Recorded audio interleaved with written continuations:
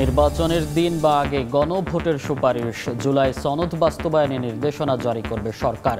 সংসদ ২৭০ দিনে সংবিধান সংস্কারে ব্যর্থ হলে স্বয়ংক্রিয় প্রতিস্থাপন।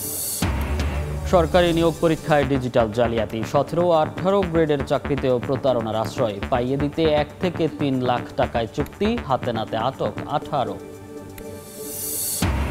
আবারও আর্থিক খাত রক্ষাকারীর ভূমিকায় আমানতকারী সবল ব্যাংকমুখী সঞ্চয়কারীরা। ২ অঙ্কের ঘরে সুদ হার, গ্রাহকের স্বার্থ রক্ষার প্রতিশ্রুতি কেন্দ্রীয় ব্যাংকের।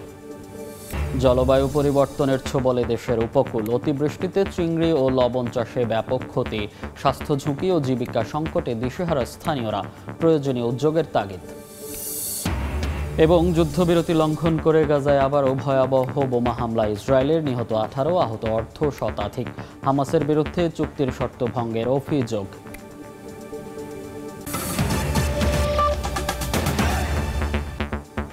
সময় সংবাদের সঙ্গে আছি আমি মনির হোসেন। জুলাই সনদ বাস্তবায়নে সংবিধান সংশ্লিষ্ট ৪৮টি বিষয়ে নির্বাচনের দিন অথবা আগে গণভোট করার সুপারিশ করেছে জাতীয় ঐকমত্য কমিশন। মঙ্গলবার দুপুরে প্রধান উপদেষ্টার কাছে সুপারিশ মালা হস্তান্তরের পর ব্রিফিংয়ে কমিশনের সহসভাপতি আলী রিয়াদ জানান, আগামী সংসদ নিয়মিত কাজের পাশাপাশি প্রথম ২৭০ দিন সংবিধান সংস্কার পরিষদ হিসেবেও কাজ করবে। এ সময়ের মধ্যে গণভোটে পাশ হওয়া বিষয়গুলো সংবিধানে অন্তর্ভুক্ত করবে সংসদ। এতে ব্যর্থ হলে সংবিধানে স্বয়ংক্রিয়ভাবে যুক্ত হবে প্রস্তাবগুলো। নানা চড়াই উতরাইয়ের পর অবশেষে চূড়ান্ত হয়েছে জুলাই জাতীয় সনদ বাস্তবায়নের রূপরেখা। সোমবার দুপুরে যমুনায় প্রধান উপদেষ্টা ডক্টর মোহাম্মদ ইউনূসের কাছে সুপারিশ তুলে দেন জাতীয় ঐকমত্য কমিশনের সহসভাপতি অধ্যাপক আলী রিয়াজ। এ সময় গণতান্ত্রিক রূপান্তরের দীর্ঘ লড়াই সংগ্রামের ইতিহাস তুলে ধরেন ডক্টর মোহাম্মদ ইউনূস। গণ আকাঙ্ক্ষা বাস্তবায়নে জুলাই অভ্যুত্থানের প্রেক্ষাপট তুলে ধরে বলেন, এই সনদের মাধ্যমে অতীত থেকে মুক্তি পাবে বাংলার মানুষ। বাস্তবায়নের প্রক্রিয়াটা যদি আমরা সঠিকভাবে পালন করতে পারি, কাজ এগিয়ে নিয়ে যেতে পারি, তাহলে বাংলাদেশ অতীত থেকে মুক্ত হয়ে যাবে। এটি হলো বিষয়। আমরা সেই অতীত থেকে মুক্ত হতে চাই, নতুনভাবে বাংলাদেশ গড়ার কাছে নিযুক্ত হতে চাই। সেটার পথ দেখাবে আমাদের এই সনদের বাস্তবায়ন কিভাবে হবে তার উপরে। পরে ফরেন সার্ভিস একাডেমিতে সংবাদ সম্মেলনে কমিশনের সহসভাপতি জানান, জুলাই সনদ বাস্তবায়নে সংবিধান সংশ্লিষ্ট ৪৮টি বিষয়ে আদেশ জারির সুপারিশ করা হয়েছে। এই আদেশের অধীনে হবে গণভোট, যা জাতীয় নির্বাচনের দিন অথবা আগে হবে। তবে গণভোটে উল্লেখ থাকবে না নোট অব ডিসেন্ট। সরকারের এই আদেশে অধীনে সরকার একটি গণভোটের আয়োজন করবেন। গণভোট অনুষ্ঠানের ব্যাপারে আমরা কমিশনের পক্ষ থেকে সরকারকে কোনো সুনির্দিষ্ট সময় বেঁধে দেইনি।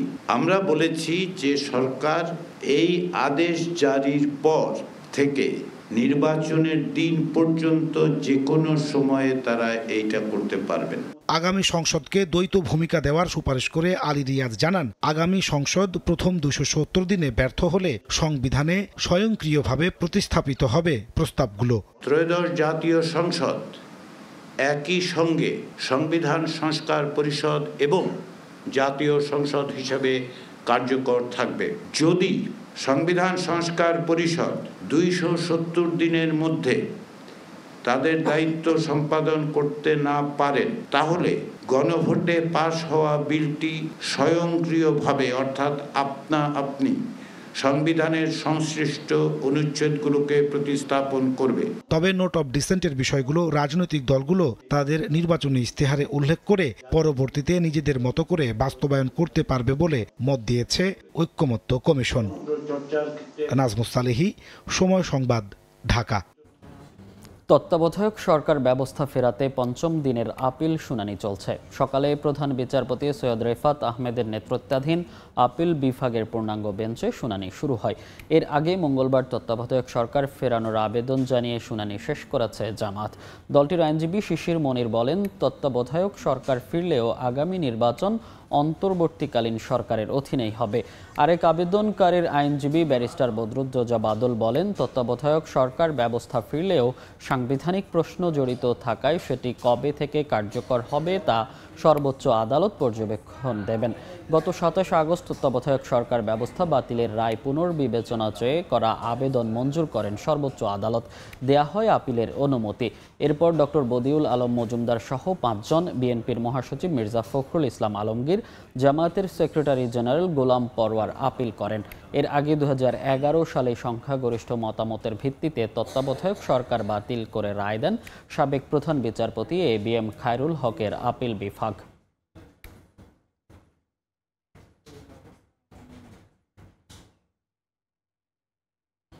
সরকারি বিভিন্ন নিয়োগ পরীক্ষায় প্রশ্ন ফাঁস নিয়ন্ত্রণ করা গেলেও ঠেকানো যাচ্ছে না ডিজিটাল জালিয়াতি ও প্রক্সি। ১৭ ও ১৮ গ্রেডের পরীক্ষাতেও একাধিক সংঘবদ্ধ চক্র স্পাই কমিউনিকেশন ডিভাইসের সাহায্যে জালিয়াতির আশ্রয় নিচ্ছে। ডিজিটাল জালিয়াতির মাধ্যমে চাকরি পাইয়ে দিতে চক্রটি নিচ্ছে ১ থেকে ৩ লাখ টাকা। সম্প্রতি মাদকদ্রব্য নিয়ন্ত্রণ অধিদপ্তর ডিএনসিসি সিপাহী ও ওয়্যারলেস অপারেটর পদের নিয়োগ পরীক্ষায় জালিয়াতি করতে এসে হাতে নাতে ধরা পড়েছেন ১৮ জন, যারা ঢাকা বিশ্ববিদ্যালয় সহ বিভিন্ন স্বনামধন্য প্রতিষ্ঠানের সাবেক ও বর্তমান শিক্ষার্থী। ডিএনসিসির পরিচালক বলছে, ৩ স্তরের চেকিং ও গোয়েন্দা নজরদারির কারণে আটক করা গেছে এ চক্রটিকে। এ চক্রের মূল হোতা সহ বাকিদের ধরতেও গোয়েন্দা নজরদারি বৃদ্ধি করা হয়েছে।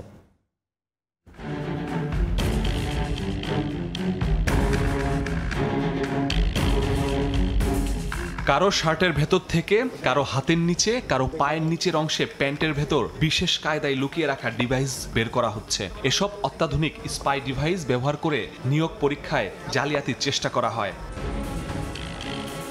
মাদকদ্রব্য নিয়ন্ত্রণ অধিদপ্তর ডিএনসির ১৭ গ্রেডের সিপাহী ও ১৮ গ্রেডের ওয়্যারলেস অপারেটর পদে নিয়োগ দিতে এসে ৫ জন ডিভাইস সহ আটক হয়। এটা দেখে মাস্টার কার্ড মনে হলেও এটি আসলে একটি মোবাইল ডিভাইস। এটাতে সিম লাগানো আছে। এই নাম্বারে যে কোনো মোবাইল দিয়ে ফোন করলে এটাতে ফোন আসে। ছোট্ট এই ডিভাইসটি কানের ভেতর লাগিয়ে ব্লুটুথের মতোই সব কিছু শোনা যায়। কি সুন্দর একটি ডিভাইস, অথচ এটি ব্যবহার হচ্ছে জালিয়াতির কাজে। সরকারি বিভিন্ন নিয়োগ পরীক্ষায় এই ডিভাইস ব্যবহার করে জালিয়াতি করে আসছে একটি সংঘবদ্ধ চক্র। ডিএনসি বলছে, নিয়োগ পরীক্ষায় জালিয়াতি হতে পারে, এজন্য গোয়েন্দা নজরদারি বাড়ানো হয়। পরীক্ষা কেন্দ্রের বাইরে, ভেতরে ও পরীক্ষার রুমে ৩ স্তরের চেকিংয়ে ধরা পড়ে চক্রটি। আটক করা হয় ১৮ জনকে, যাদের মধ্যে ১৩ জন এসেছিল প্রক্সি দিতে। তাদের দেয়া হয় বিভিন্ন মেয়াদে সাজা। প্রক্সি দিতে আসা বেশিরভাগই ঢাকা বিশ্ববিদ্যালয় সহ বিভিন্ন স্বনামধন্য প্রতিষ্ঠানের সাবেক ও বর্তমান শিক্ষার্থী। এই ধরনের স্পাই ডিভাইস সাধারণত দেশে সাধারণ মানুষের কাছে থাকে না, কিন্তু আমাদের সজাগ টিম তাদের ডিটেক্ট করে এবং সেখানে দায়িত্বপ্রাপ্ত আমাদের যে ডিএনসির নির্বাহী ম্যাজিস্ট্রেট মহোদয় ছিলেন, তিনি সংশ্লিষ্ট আইনে বিধি মোতাবেক ১৮ জনকে বিভিন্ন মেয়াদে কারাদণ্ড এবং আইনানুগ প্রসেস সম্পন্ন করেন। ডিএনসি জানিয়েছে, সংঘবদ্ধ চক্র ১৭ ও ১৮ গ্রেডের চাকরিতে ৫০,০০০ থেকে ৩ লাখ টাকা চুক্তিতে ডিভাইসের মাধ্যমে নিয়োগ প্রত্যাশীদের চাকরি পাইয়ে দেওয়ার চেষ্টা করে। যাচাই বাছাই করেছি, কেউ কেউ ছিল তারা হ্যাবিচুয়াল অফেন্ডার, অর্থাৎ তারা দীর্ঘদিন ধরে প্রক্সি পরীক্ষা দিয়ে যাচ্ছিল। বেশ কয়েকটি পরীক্ষায় তারা একইভাবে এই কাজগুলো করে এসেছেন। আমরা রেপ্লিকেশন পাইনি, একই ব্যক্তিকে দুইবার ধরতে পারিনি, তবে এর আগে যখন এই ক্ষেত্রে প্রিলিমিনারি পরীক্ষা হচ্ছিল তখন আমরা ৫ জনকে ডিটেক্ট করেছিলাম এবং তাদেরকে বিভিন্ন মেয়াদে সাজা দিই। জব্দ করা ডিভাইসগুলোর নম্বর থেকে চক্রের মূল হোতা সহ বাকিদের আটকের চেষ্টা করছে ডিএনসি। স্বচ্ছতা, নিরপেক্ষতা এবং ন্যায্যতার একটি প্রমাণ উপস্থাপন করেছে। মাসুদুর রহমান, সময় সংবাদ, ঢাকা। আর্থিক খাতের দুরবস্থায় আবারও রক্ষাকারীর ভূমিকায় আমানতকারীরা।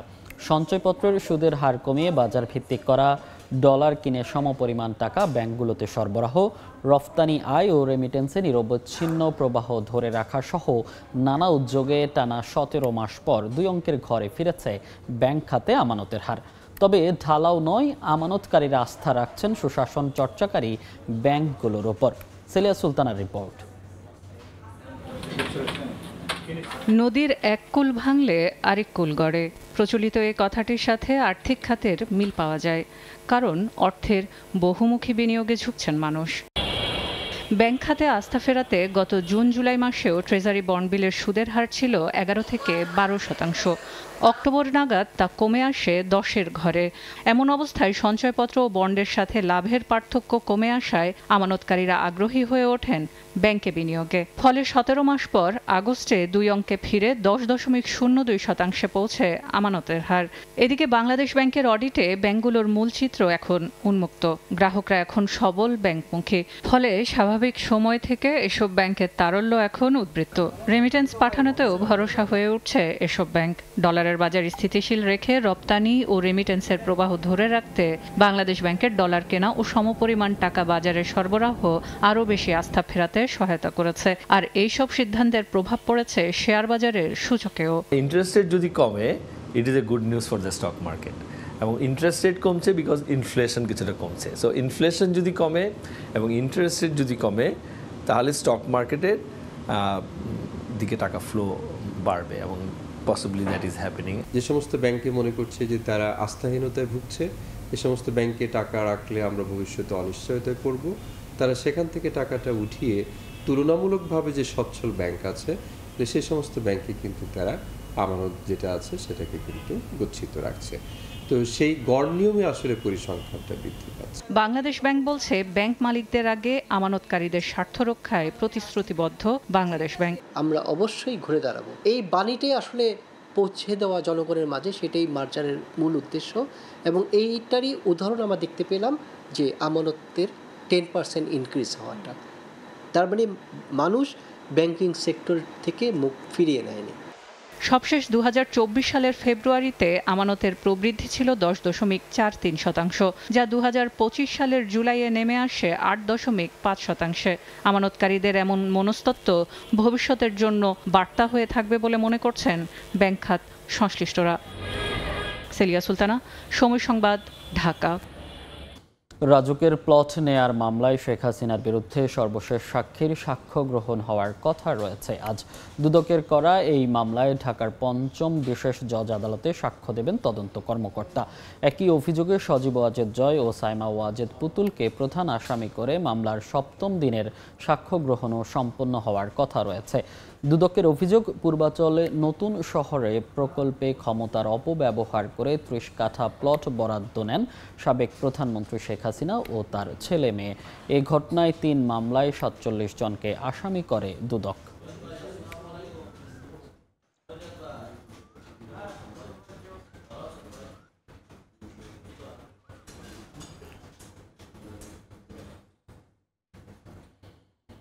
জলবায়ু পরিবর্তনের প্রভাবে সবচেয়ে বেশি ঝুঁকিতে বাংলাদেশের উপকূলীয় অঞ্চল।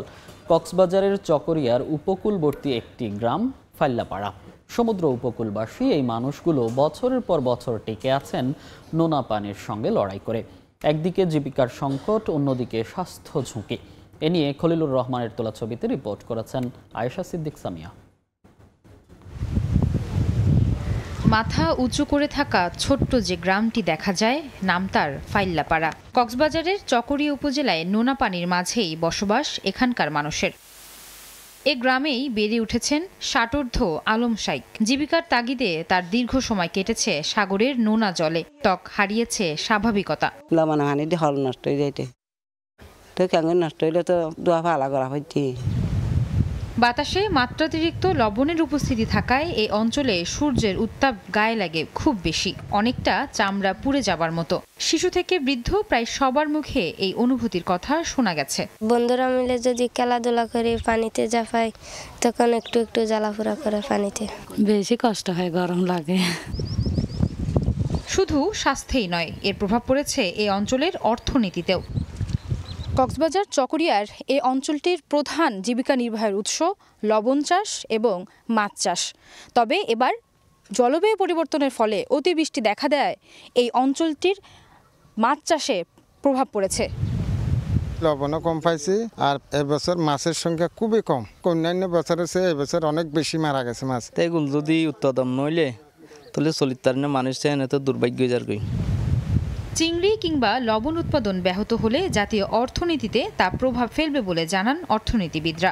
অন্যদিকে জলবায়ু বিশেষজ্ঞরা বলছেন, উপকূলীয় অঞ্চলে জলবায়ু পরিবর্তনের প্রভাবে বাড়বে আর্থিক ক্ষতি ও নানা ধরনের রোগের আক্রমণ। সুন্দরবনকে কেটে তারা এই ঘেরগুলো বানিয়েছে। প্রচণ্ড গরমের সাথে ফসলের ফলনেরও সম্পর্ক আছে।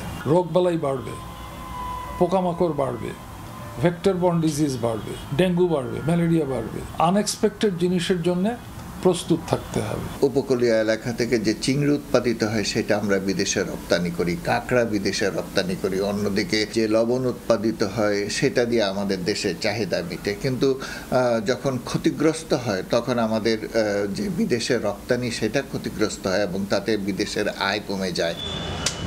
বিশ্লেষকরা বলছেন, প্রয়োজনীয় উদ্যোগ না নিলে উপকূল ঘেঁষা এই মানুষগুলোর জীবন জীবিকা হুমকির মুখে পড়বে। আয়েশা সিদ্দিক, সামিয়া, সময় সংবাদ, চকরিয়া, কক্সবাজার। নির্ধারিত সময়ে লাইসেন্স সরবরাহ না করায় দিন দিন বেড়েই চলেছে গ্রাহক ভোগান্তি। লাইসেন্স না পাওয়ায় ভিসা বাতিলের শঙ্কায় দিন গুনছেন অনেক কর্মী।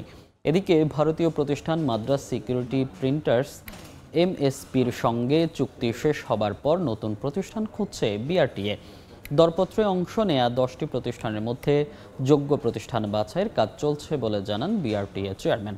অগ্রাধিকার দেয়া হবে দেশীয় প্রতিষ্ঠানকে। নতুন লাইসেন্স ছাপানোর দিনক্ষণ না জানালেও ব্যাকআপ কার্ডে সংকট সামাল দেওয়ার চেষ্টা চলছে বলেও জানান তিনি। শরীফ রুবেলের তোলা ছবিতে সাইফুল রুদ্রের 3 পর্বের ধারাবাহিকের আজ দেখুন তৃতীয় ও শেষ পর্ব। 2 দফায় টেন্ডারের পর 2020 সালের জুলাইয়ে স্মার্ট ড্রাইভিং লাইসেন্স সরবরাহের দায়িত্ব পায় মাদ্রাজ সিকিউরিটি প্রিন্টার্স MSP। 120 কোটি টাকার চুক্তিতে 2025 সালের জুনের মধ্যে 40 লাখ কার্ড সরবরাহের কথা ছিল প্রতিষ্ঠানটির। BRTA সূত্র বলছে, নানা কারণ দেখিয়ে মাদ্রাজ সিকিউরিটি প্রিন্টার্স চুক্তির বাইরে আরও 2 বছর বাড়তি সময় চাইলে রাজি হয়নি BRTA কর্তৃপক্ষ। গেল 5 বছরে 33 লাখ আবেদন জমা পড়লেও লাইসেন্স পেয়েছেন 26 লাখ গ্রাহক। অর্থাৎ চুক্তির মেয়াদ শেষে এখনও আটকে আছে 7 লাখ লাইসেন্স না পাওয়ায় ভিসা বাতিলের শঙ্কায় রয়েছেন বিদেশে ড্রাইভিং ভিসায় আবেদনকারী ও চাকরিরতদের অনেকে। এই কপি পেয়েছি, ওটা দিয়ে আপাতত চলা যায়, কিন্তু আপনার বিদেশ যাওয়ার জন্য স্মার্ট কার্ড প্রয়োজন, ওইটা আমি এখনো পাচ্ছি না। স্মার্ট কার্ড না হলে ভিসা হবে না আমার। স্মার্ট কার্ড ছাড়া এখন ভিসা ওকালা হইতেছে না, সেটি সমস্যা। এখন ওরা কিছু বলতে আসে না। এখন আমাদের মেডিকেল এই BMET এগুলার মেয়াদ আছে 3 মাস, অলরেডি আমার 1.5 মাস হয়ে গেছে, এখন আর আছে 1.5 মাস। এর ভিতরে যদি না পাই তাহলে তো আমার এই ভিসা এটা কোন কাজ হবে না, যাইতে পারবো না। সড়কে ট্রাফিক পুলিশের জেরা ও আইনি জটিলতা এড়াতে সাময়িক সময়ের জন্য লাইসেন্সের প্রিন্ট কপি সঙ্গে রাখার পরামর্শ BRTA-র। MSPPL যারা মাদ্রাজ থেকে কন্ট্রোল করত তারা কিন্তু সার্ভার ডাউন করে দিয়েছিল। আমরা সোর্স কোডগুলো রিকভার করেছি এবং আমরা কিন্তু একটা স্টেজে চলে গেছি। এখন আমরা অ্যাডভার্টাইজমেন্টও করেছি, আমরা বাইরে কোম্পানিকে অ্যালাউ করিনি। অন্যদিকে বিদেশগামী অতি জরুরি বা বিশেষ চাহিদা বিবেচনায় প্রমাণ যাচাই সাপেক্ষে অনেককেই স্মার্ট কার্ড দেওয়া হচ্ছে উল্লেখ করে BRTA চেয়ারম্যান জানান, ব্যাকআপ হিসেবে 15 লাখ কার্ড হাতে রেখেছে BRTA। আশা করছি যে আমরা নিজেরাই সক্ষম হব যে কার্ডগুলো প্রিন্ট করতে। আমাদের কিছু কার্ড কিন্তু রয়েছে, ইমার্জেন্সি যারা বিদেশে যাবে তারা আবেদন করলে আমরা তাদেরকে কিন্তু ওই স্মার্ট কার্ডগুলো দিচ্ছি। আমরা ইন্টিগ্রেশন করব যাতে আমাদের বিভিন্ন এমবাসি যারা আছে তাদের সাথে তারা যাতে আমাদের থেকে সার্ভিসটা যথাযথভাবে পেতে পারে। অন্তর্বর্তীকালীন সরকার ক্ষমতায় এসে ড্রাইভিং লাইসেন্সের স্মার্ট কার্ডের পরিবর্তে স্ট্যান্ডার্ড পলিভিনাইল ক্লোরাইড কার্ড চালুর সিদ্ধান্ত নেয়। ভুক্তভোগীরা বলছেন, বৈধ স্মার্ট কার্ড ছাড়া সরকারি, বেসরকারি ও বিদেশগামীদের কর্মসংস্থানের সুযোগ বাধাগ্রস্ত হয়। সাইফুল রুদ্র, সময় সংবাদ, ঢাকা। ডিজিটাল যুগে নাগরিক সেবা ঘরে ঘরে পৌঁছে দেওয়ার কথা বলা হলেও রাজশাহীতে জন্ম নিবন্ধনের মতো মৌলিক সেবা নিতে গিয়ে চরম ভোগান্তিতে পড়ছেন বাসিন্দারা। রেজিস্ট্রেশন, সংশোধন কিংবা নবায়নের কাজে ঘন্টার পর ঘন্টা অপেক্ষা করতে হচ্ছে তাদের। কর্তৃপক্ষ বলছে, লোকবল ও প্রযুক্তিগত ঘাটতির পাশাপাশি সার্ভার ডাউন থাকায় বিলম্ব হচ্ছে সেবায়। হাবিবুর রহমান পাপ্পুর ছবিতে আলতাফ হোসেনের রিপোর্ট। রাজশাহী সিটি কর্পোরেশনের একটি ওয়ার্ড অফিসে কাগজপত্র হাতে সকাল থেকেই অপেক্ষা মানুষের। কারো হাতে শিশুর জন্ম সনদ আবেদন ফর্ম, কেউ এসেছেন পুরানো নিবন্ধনের ভুল সংশোধন বা নবায়নের জন্য। তাদের অভিযোগ, অনলাইনে আবেদন করেও একাধিকবার হাজির হতে হয় অফিসে। অপেক্ষায় কাটে ঘন্টার পর ঘন্টা। এমন ভোগান্তির চিত্র সিটি কর্পোরেশনের সব ওয়ার্ডেই। আরও কতদিন যে এই কাগজ ঠিক করার জন্য ঘুরতে হবে তারও ঠিক নাই। তাড়াতাড়ি হওয়ার দরকার, স্কুলে লাগে ছেলেদের, তো কোনো সময় স্কুলে তাড়াতাড়ি চায়, তখন দেওয়া যায় না, লেট হয়ে যায়, সমস্যা হয়। ওখানে গেলে বলে রিসিভ করে নাই, রিসিভ না করলে তার আমাদের করার কিছু নাই। ডিজিটালটা এখন লাগবে, তো তো এখন যদি 15 দিন সময় লাগে তো আমাকে একটু ভোগান্তিতে ভুগতে হবে। নাগরিকদের এমন দুর্ভোগের কারণ হিসেবে জনবল সংকট, সার্ভার জটিলতা এবং আবেদনকারীদের তথ্যগত ভুলকে দায়ী করছেন সংশ্লিষ্টরা। তাদের দাবি, জেলা প্রশাসকের কার্যালয় থেকে যাচাই বাছাই ও ছোটখাটো অসঙ্গতির কারণে বাতিল করায় অতিরিক্ত সময় লেগে যায়। অফিসের জিনিসপত্রের স্বল্পতা, যেটা আমরা বারে বারে সিটি কর্পোরেশনে এখন 5ই আগস্টের পরে বারে বারে অ্যাপ্লিকেশন করা সত্ত্বেও ওই 2 মাস 3 মাস কেন এই তারপর থেকে এখনো পর্যন্ত আমরা কিছু পাইনি। আমাদের যেটা রাজশাহী জেলা প্রশাসকের কার্যালয় মানে ডিডিএল যে শাখা আছে সেখান থেকে প্রায় মোটামুটি আপনার 1 মাস 1.5 মাস এরকম সময় লেগে যায় তাদের কাজ ছাড়তে। বেশিরভাগই সার্ভার থাকে না, সার্ভার ডাউন, বেশিরভাগই সার্ভার ডাউন। আর পরের অজুহাত হচ্ছে যেগুলো সেকেন্ড কপি আপনার সেটা হচ্ছে ডিসি অফিসে পাঠায়, ওরা ঢিলে করে দেয়। এদিকে জেলা প্রশাসনের স্থানীয় সরকার শাখা বলছে, সার্ভার সমস্যার বিষয়টি ঊর্ধ্বতন কর্তৃপক্ষকে অবহিত করা হয়েছে। নাগরিকদের তথ্য ও প্রমাণ সঠিকভাবে জমা দিলে সেবা প্রক্রিয়া আরও সহজ হবে। হয়তো একটা সময় বাফারিং হতে থাকে, তারপর 2-3 বার চেষ্টায় আমরা এন্ট্রি করতে পারি। তো এটা একটা কমন প্রবলেম, এটা নিয়ে আমরা রেজিস্ট্রার জেনারেল মহোদয়ের অফিসকে অবগত করেছি। সংকট কাটিয়ে দ্রুত ও স্বচ্ছ সেবা নিশ্চিত করার তাগিদ নগরবাসীর। আলতাফ হোসাইন, সময় সংবাদ, রাজশাহী। শয্যা ও চিকিৎসক সংকটে রাজশাহী মেডিকেল কলেজ হাসপাতালে কাঙ্ক্ষিত সেবা পাচ্ছেন না রোগীরা। অভিযোগ রয়েছে পর্যাপ্ত সরকারি ওষুধ না পাওয়ারও। এই অবস্থায় সেবা দিতে গিয়ে হিমশিম খাচ্ছেন চিকিৎসকরা। বিষয়টি স্বীকার করে ঊর্ধ্বতন কর্তৃপক্ষকে সংকট উত্তরণের জন্য তাগিদ দেওয়া হয়েছে বলে জানান হাসপাতালের দায়িত্বশীলরা। হাবিবুর রহমান পাপ্পুর তোলা ছবিতে বিস্তারিত সাইফুর রহমান রকির রিপোর্টে। 1958 সালে প্রতিষ্ঠিত রাজশাহী মেডিকেল কলেজ হাসপাতালের শয্যা সংখ্যা 1200। সরকারি এই হাসপাতালটিতে বহির্বিভাগ ও 58টি বিভাগে প্রতিদিন গড়ে 6500 রোগী হাসপাতালে চিকিৎসা নেয়। ফলে অধিকাংশ রোগীর ঠাঁই হয় ওয়ার্ডগুলোর মেঝেতে। শয্যা সংকটের কারণে চলাচলের পথ ও সিঁড়িতে অবস্থান করছেন অনেক রোগী ও তাদের স্বজন। ভুক্তভোগীদের অভিযোগ, হাসপাতালে ভর্তির পর ঘন্টার পর ঘন্টা পড়ে থাকলেও বিশেষজ্ঞ চিকিৎসকের দেখা মেলে না। প্রতিটি ওয়ার্ডে 1 বা 2 ইন্টার্ন চিকিৎসক ও নার্স দিয়ে চলছে চিকিৎসা সেবার কাজ। চিকিৎসক ও ওষুধ সংকট সহ নানা সীমাবদ্ধতার কারণে কাঙ্ক্ষিত সেবা পাচ্ছেন না বলে অভিযোগ রোগীদের। ডাক্তার ছিল না, মাত্র আপনাদের দেখে ডাক্তার ঢুকলো, এতক্ষণ তো ডাক্তার ছিল না। অবহেলা, কোনো গুরুত্ব নেই, এরকম একটা অবস্থা। প্রচুর রোগীর চাপ, ওয়ার্ডে না ধরে তো আমি ওই রাস্তায় ছিলাম। আগের মতো আর নাই চিকিৎসা, বুঝলেন। সকালে একজন আসছিল ভোর 6টায়, ইন্টার্নিং ডাক্তার একটা ইনজেকশন দিয়ে গেছে, তাও ডেকে নিয়ে আসছি। হাসপাতালে কর্মরত চিকিৎসক ও নার্সরা জানান, ধারণ ক্ষমতার চেয়েও কয়েক গুণ বেশি রোগী ওয়ার্ডগুলোতে চিকিৎসা নিচ্ছে। এতে হিমশিম অবস্থা তাদের। রোগীর পরিমাণ এতই বেশি, আমরা লোক সংখ্যা কম, এর মাঝেই পড়ছি। 500 থেকে 600 সার্জিক্যাল পেশেন্ট আছে পার ডে। আমরা ডক্টর আছি এখানে, আমি আবাসিক সার্জন সহ 3 জন মেডিকেল অফিসার। আমরা অবশ্যই হিমশিম খাই এই রোগীগুলোর মানে সার্জিক্যাল কেয়ার নিশ্চয়তা দিতে। এদিকে অবকাঠামো উন্নয়ন, চিকিৎসক ও নার্স সংকটের বিষয়ে যথাযথ কর্তৃপক্ষকে ব্যবস্থা নেয়ার জন্য তাগিদ দেওয়া হয়েছে বলে জানান হাসপাতালের সহকারী পরিচালক। এই বিশাল জনগোষ্ঠীর সেবা দেওয়ার জন্য আমাদের যে জনবল সে খুব অপ্রতুল রয়েছে। এই বিষয়ে আমরা প্রতিনিয়ত আমাদের ঊর্ধ্বতন কর্তৃপক্ষকে চিঠির মাধ্যমে জানানো হয়, যাতে এই বিষয়গুলো সুরা হয়। যদি এটা সুরা হয়ে থাকে তাহলে আমাদের সেবার মান অনেকাংশেই উন্নতি হবে আশা করি। রাজশাহী মেডিকেল কলেজ হাসপাতালে বর্তমানে চিকিৎসক আছেন 280 জন, ইন্টার্ন চিকিৎসক 220 ও নার্স রয়েছেন 1200 জন। সাইফুর রহমান রকি, সময় সংবাদ, রাজশাহী। বগুড়ার 2টি কলেজে শিক্ষক 32 জন আর শিক্ষার্থী মাত্র 12 জন। এরপরও এবছর এইচএসসি পরীক্ষায় কোনো শিক্ষার্থী পাশ করতে পারেনি। এমনকি কলেজ দুটি নাম সর্বস্ব অস্তিত্ব পেয়েছে। সময় সংবাদ। শাহাদুল ইসলামের ছবিতে আব্দুল আওয়ালের রিপোর্ট।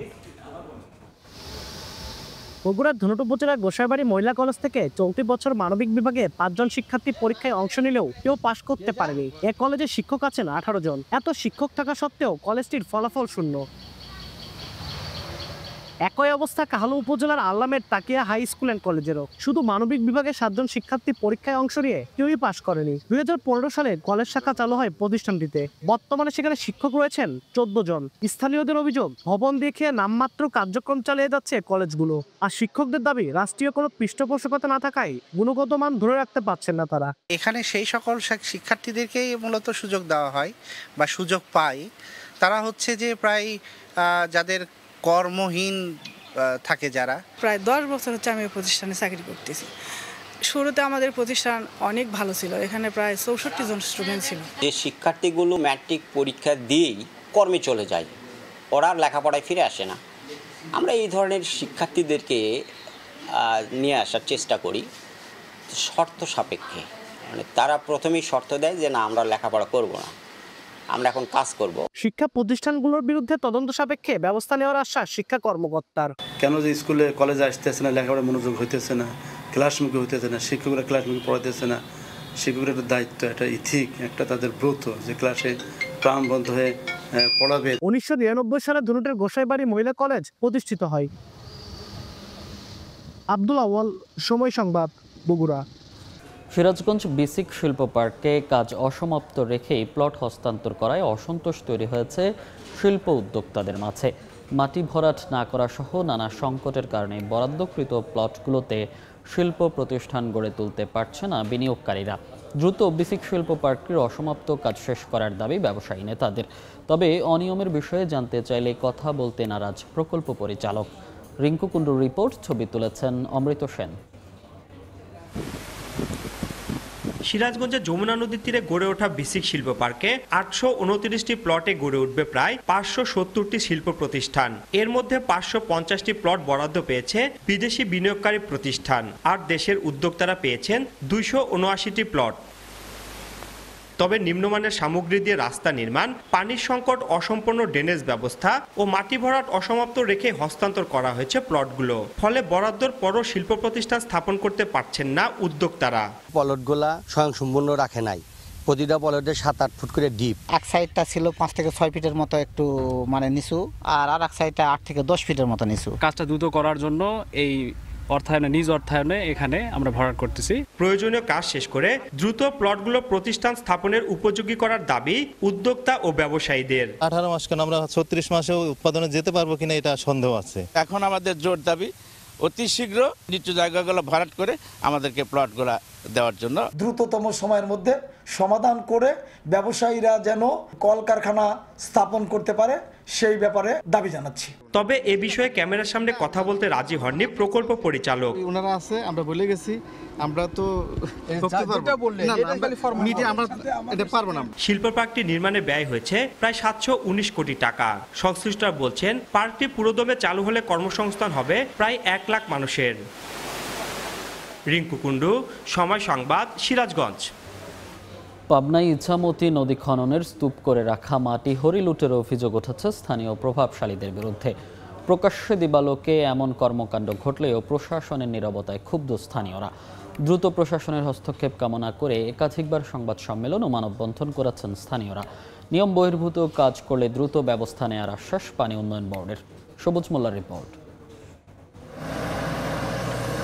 পাবনায় মসজিদ মাদ্রাসায় মাটি দেওয়ার নামে ইছামতি নদীর সরকারি মাটি হরিলুটের মহা কর্মযজ্ঞে মেতেছেন স্থানীয় প্রভাবশালীরা। ইছামতি নদীর তীরবর্তী বেশ কয়েকটি এলাকায় প্রকাশ্যে দিবালোকে ড্রাম ট্রাকের মাধ্যমে সরকারি মাটি কেটে অন্যত্র বিক্রি করা হচ্ছে। স্থানীয়দের অভিযোগ, মসজিদ মাদ্রাসায় বিনামূল্যে মাটি দেওয়ার নামে অবৈধ কর্মকাণ্ডের সঙ্গে স্থানীয় কিছু প্রভাবশালী জড়িত। প্রকাশ্যে এমন কর্মকাণ্ড ঘটলেও প্রশাসনের নীরবতায় ক্ষুব্ধ স্থানীয়রা। এতে সরকার কোটি টাকার রাজস্ব হারাচ্ছে। 10 টাকা নিয়ে দেশে মাদ্রাসা মসজিদে 2 টাকা, আর 7 টাকাই 8 টাকাই চলে যাচ্ছে বাইরে। এটা তো আমরা মানে নিতে পারি না। এটা সঠিক বিচার আমরা তদন্ত করে সঠিক বিচারের আমরা দাবি করতেছি। প্রত্যেকটা ড্রাইভার এরকম মাটি বেচতেছে বা প্রত্যেকটা ম্যানেজার হলেও মাটির দালালরা বসে বসে রয়েছে। ওই ধরনের লোক আছে, আমি বলে তুইছিলাম যে আমাকে একটা মাটি দিয়েন, তবে নিয়ম মেনে মাটি অন্যত্র নেওয়ার দাবি অভিযুক্তদের। কোনো বিক্রি হচ্ছে না এখানে, এটা জাস্ট আমাদের মাটি হচ্ছে সরকারি মাটি। আমরা গাড়িটা ভরে ওখানে পৌঁছা দেবো, তার কাছ থেকে আমরা 1500 টাকা করে নিছি। আমরা 50 টাকা করে আমরা বাঁচতেছে। নিয়ম বহির্ভূত কাজ করলে দ্রুত ব্যবস্থা নেওয়ার আশ্বাস পানি উন্নয়ন বোর্ডের। জনস্বার্থমূলক কাজের জন্য যে আমরা এটা দিয়েছি সেই কাজেই এটা ব্যবহৃত হবে। অন্য জায়গায় কেউ যদি এটা নিতে চায় এবং এটা যদি সেকেন্ড টাইম ডিভিটেশন হয় তাহলে আমরা এটা হয়তো তার ইয়েটাই আমরা ক্যান্সেল করে দেবো আর কি। 2024 সালে 1554 কোটি টাকা ব্যয়ে ইসামতি নদীর 110 কিলোমিটার খননের কার্যক্রম শুরু হয়। সবুজ মোল্লা, সময় সংবাদ, পাবনা। দেশের বাইরের খবর। যুদ্ধবিরতি লঙ্ঘন করে গাজায় আবারও ভয়াবহ সামরিক অভিযান চালিয়েছে ইসরায়েল। মঙ্গলবারের হামলায় অন্তত 18 ফিলিস্তিনি নিহত ও 50 জন আহত হয়েছেন। একযোগে গাজা সিটির সাবরা পাড়া থেকে খান ইউনিস পর্যন্ত বোমা বর্ষণ করে দখলদার বাহিনী। এর আগে হামাসের বিরুদ্ধে যুদ্ধবিরতি লঙ্ঘনের অভিযোগ এনে উপত্যকায় পুনরায় হামলা শুরুর নির্দেশ দেন ইসরায়েলের প্রধানমন্ত্রী বিনিয়ামিন নেতানিয়াহু। হামলার পরও যুদ্ধবিরতি টিকে আছে বলে মন্তব্য করেছে যুক্তরাষ্ট্র। আবারও আর্তনাদ আর আহাজারিতে ভারী হয়ে উঠেছে গাজার চারপাশ। স্থানীয় সময় মঙ্গলবার চলমান যুদ্ধবিরতি লঙ্ঘন করে আকাশপথে জোরদার হামলা চালায় ইসরায়েল। গাজা সিটির সাবরা এলাকায় একটি বাড়ি লক্ষ্য করে হামলা চালানো হয়। পশ্চিম তীরের শরণার্থী শিবিরেও হামলা হয় আল শিফা হাসপাতালের আশপাশে। কামান থেকে গোলা ছোড়া হয় দের আল বালা এলাকার বিভিন্ন স্থানে। এতে বেশ কয়েকজন নিহত হয়েছেন, আহত হয়েছেন আরও অনেকে। হামলার কিছুক্ষণ আগেই রাফা সীমান্তে ইসরায়েলি বাহিনীকে লক্ষ্য করে ফিলিস্তিনের স্বাধীনতাকামী সংগঠন হামাস হামলা চালিয়েছে বলে অভিযোগ করেন ইসরায়েলের প্রধানমন্ত্রী বিনিয়ামিন নেতানিয়াহু। এর জেরে গাজায় শক্তিশালী হামলা চালানোর নির্দেশ দেন তিনি। তবে হামাস এমন অভিযোগ সরাসরি অস্বীকার করেছে। সংগঠনটি জানায় রাফা সীমান্তের কোনো হামলার সঙ্গে তারা যুক্ত ছিল না। এরই মধ্যে গণমাধ্যম অ্যাসোসিয়েটেড প্রেস জানিয়েছে গাজায় সর্বশেষ হামলার বিষয়ে যুক্তরাষ্ট্রকে আগে থেকেই জানিয়েছিল ইসরায়েল। স্পষ্ট লঙ্ঘন সত্ত্বেও মার্কিন ভাইস প্রেসিডেন্ট জেডি ভ্যান্স দাবি করেছেন উপত্যকাটিতে যুদ্ধবিরতি এখনও বজায় আছে, তবে ছোটখাটো সংঘর্ষ হবে বলেও মন্তব্য করেন তিনি। ইসরায়েল হামাসের হামলার জবাব দিচ্ছে বলেও জানান ভ্যান্স। যদিও ওয়াশিংটন এখনও ইসরায়েলের হামলায় ফিলিস্তিনি নিহত হওয়ার ঘটনায় কোনো কঠোর সমালোচনা করেনি। ইসরায়েলের সর্বশেষ হামলাকে যুদ্ধবিরতির স্পষ্ট লঙ্ঘন বলে আখ্যা দিয়েছে তুরস্ক। দেশটির পররাষ্ট্র মন্ত্রণালয়ের বিবৃতিতে বলা হয়, গাজায় নাগরিক হতাহতের খবর গভীর উদ্বেগের বিষয়। আবারও ইসরায়েলকে সংযত থাকার আহ্বান জানিয়েছে আঙ্কারা। একই সঙ্গে জাতিসংঘের ফিলিস্তিনি তদন্ত কমিশনের প্রধান জানান, এই হামলা গাজায় ইসরায়েলের স্থায়ী সামরিক দখল প্রতিষ্ঠা ও জনসংখ্যা পরিবর্তনের ইঙ্গিত দিচ্ছে। মালিহা সুহরওয়ার্দী, সময় সংবাদ। জ্যামাইকার স্থলভাগে আঘাত হেনেছে শক্তিশালী হারিকেন মেলিসা। স্থানীয় সময় মঙ্গলবার নিউ হোপ উপকূলের স্থলভাগে আঘাত হানে ঘূর্ণিঝড়টি। ঘন্টায় 185 কিলোমিটার বেগে বয়ে যাওয়া এই ঝড়ে উপকূল জুড়ে দেখা দিয়েছে ভয়াবহ জলোচ্ছ্বাস। প্রধানমন্ত্রী অ্যান্ড্রু হোলনেস সতর্ক করেছেন, এমন ধ্বংস কোনো অবকাঠামোই সামলাতে পারবে না। রাজধানী কিংস্টনে এরই মধ্যে বিদ্যুৎ বিচ্ছিন্ন হয়েছে। মেলিসার প্রভাবে তীব্র বৃষ্টিপাত ও ঝড়ো বাতাসে হাইতি, জ্যামাইকা ও ডোমিনিকান রিপাবলিকে 7 জনের প্রাণহানির খবর পাওয়া গেছে।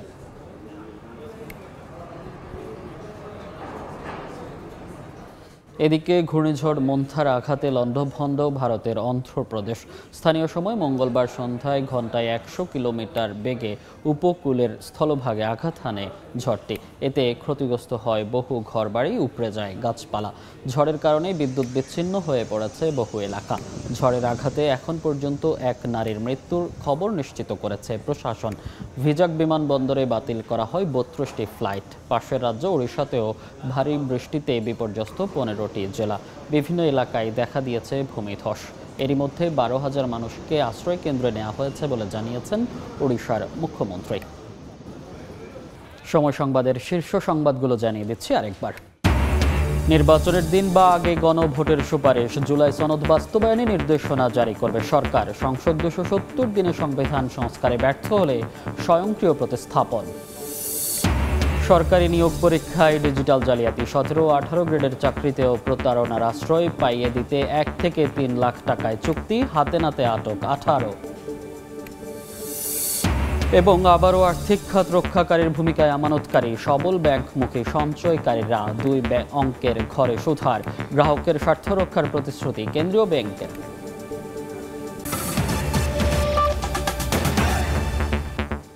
এই ছিল সকাল 10টার সময় সংবাদে। এ সময়ের বাণিজ্য সঙ্গে থাকবেন সহকর্মী আলিশা ইসলাম। ধন্যবাদ। ধন্যবাদ মৌলি। এই সময় বাণিজ্য নিয়ে আসছি কিছুক্ষণ পর, সঙ্গে থাকুন সময়।